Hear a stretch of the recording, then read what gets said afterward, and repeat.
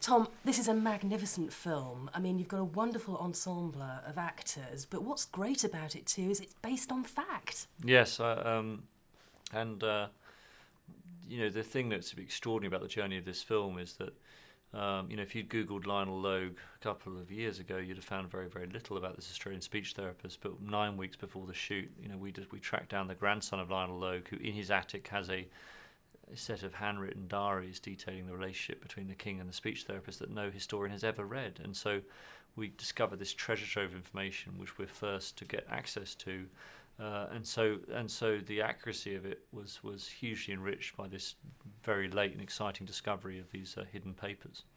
And David, who's written the screenplay, I mean, he agreed with the Queen Mother, the late Queen Mother, not to write it in her lifetime. Yes, is that right? It's an incredibly sweet story that, this little boy with a severe stammer who used to listen to King George VI in the Second World War on the radio and think, well, if the King of England can cope with a stammer, maybe there's hope for me. That this little boy grows up to be the writer of our film, who wants to write it as early as the late 70s, and when he seeks permission from the palace, and the Queen Mother says, "Do you mind waiting?" He waits. There are not many Hollywood screenwriters who would actually respect that, and he waited almost 30 years before he sat down to write it, and so it's almost a 70-year journey for that writer to bring this film to the screen, and in the DNA of it is actually this mark of great respect. Although I'm not surprised he didn't write again to the new Queen to ask her permission, because I think having waited 30 years, he probably felt he'd done his due. Let's talk about Colin Firth's performance, because I believe it's an Oscar-winning performance there, and you adored Colin's he's able to sort of have this vulnerability as well. Yeah, I think Colin's quite extraordinary in the film. He really went to a place of inhabiting this character with unbelievably fully, and that Colin is the first actor who likes to satirise the method or tease actors who kind of go a bit methody, but actually he was infected by this stammer. If you ask him, he'll say that after a while he didn't have to put it on. The stammer was happening naturally, and in fact there was one evening that there was an award show for Single Man, and he had to leave our set to go to this awards, and next morning he came and he said, "I won," and I said, "Great," and he said, "And when I made the acceptance speech, I stammered." And he was so profoundly into the role that he started stammering in his everyday life. And he really did research the role with archive and pictures and photographs, didn't he?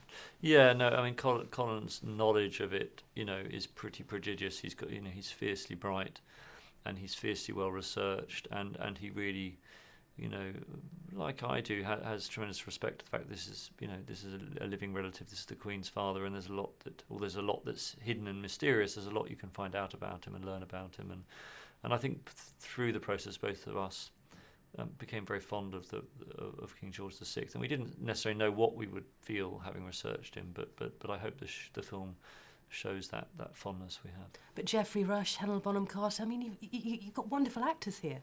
I know, and not just Geoffrey Rush and Helen Bonham-Carter, but you go wider than that. It's Michael Gambon, it's Claire Bloom, who after all was Charlie Chaplin's muse in Limelight. We had Derek Jacobi, Anthony Andrews, Timothy Spall, Jennifer Ely being reunited with Colin in one memorable scene. And in the rehearsal room, I'd look across the table and just think, the amount of theatrical and cinematic acting history in the room is quite extraordinary. And of course, Guy Pearce, who's a wonderful actor who I've wanted to work for a long, long time. And at the British Independent Film Awards, you got 5 awards with the film. Are you hopeful for the award season, for Golden Globes and the Academy Award? I'm just thrilled about what's happened to the film already. The fact that we won the best film at the British Independent Film Awards, and that the film was acknowledged and celebrated as a true indie movie, which it is, was great, and to win the Audience Award at Toronto right back in September, which is after all the popular vote of all the festival goers in a festival of over 400 movies. That was a huge thrill.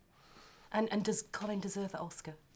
I'm biased, but I think Colin deserves every praise for this performance, because he's at a remarkable place in his career, and he's doing extraordinary, profound work, and I think what he did is very, very, very, very special. But I am biased. Thank you very much.